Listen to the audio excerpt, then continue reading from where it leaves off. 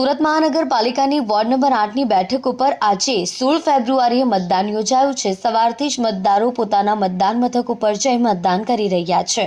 વધુમાં વધુ મતદાન કરવાના પ્રયાસમાં કેટલીક આચારસંહિતા ભંગની બાબતો ધ્યાન પર આવી છે। ભાજપના કેટલાક કાર્યકર્તાઓ ખેસ પહેરીને ફરતા જોવા મળ્યા છે। સાથે જ ક્યાંક ભાજપના બેનર્સ લાગતા કોંગ્રેસ અને આપના કાર્યકર્તાઓએ વિરોધ કર્યો હતો। આ વચ્ચે રાજકીય પક્ષો વચ્ચે ગરમાગરમી થતા પોલીસે સ્થળે પહોંચીને મામલો થાળે પાડવાનો પ્રયાસ કર્યો હતો। પેટા ચૂંટણીમાં રાજકીય પક્ષો દ્વારા પોતાના પક્ષને મત મળે તેના માટેના પ્રયાસો શરૂ કરવામાં આવ્યા છે। જોકે કેટલાક વિસ્તારમાં આચારસંહિતા ભંગ થતી હોવાના વિડીયો પણ સામે આવ્યા છે। સુડા આવાસમાં ભારતીય જનતા પાર્ટીના કાર્યકર્તાઓ ખેસ પહેરીને ફરતા હોવાનું જોવા મળ્યું તો કેટલીક જગ્યાએ ભારતીય જનતા પાર્ટીના બેનર્સ લાગ્યા હતા।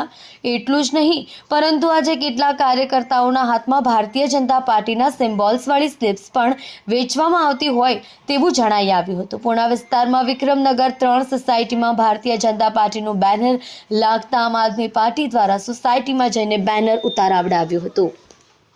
તો સુડા આવાસમાં કોંગ્રેસના ઉમેદવાર પર પહોંચી ગયા હતા। મતદાનને લઈને કોઈ પણ પ્રકારની ગેરરીતિ ન થાય તેમજ આચારસંહિતા ભંગ ન થાય તે માટેના પ્રયાસો રાજકીય પાર્ટી દ્વારા કરવામાં આવતા હોય છે। પરંતુ આચારસંહિતા લાગુ હોવા છતાં પણ ભારતીય જનતા પાર્ટી ખેસ પહેરીને કેટલાક કાર્યકર્તાઓ જાહેરમાં પ્રચાર કરતા દેખાયા હતા।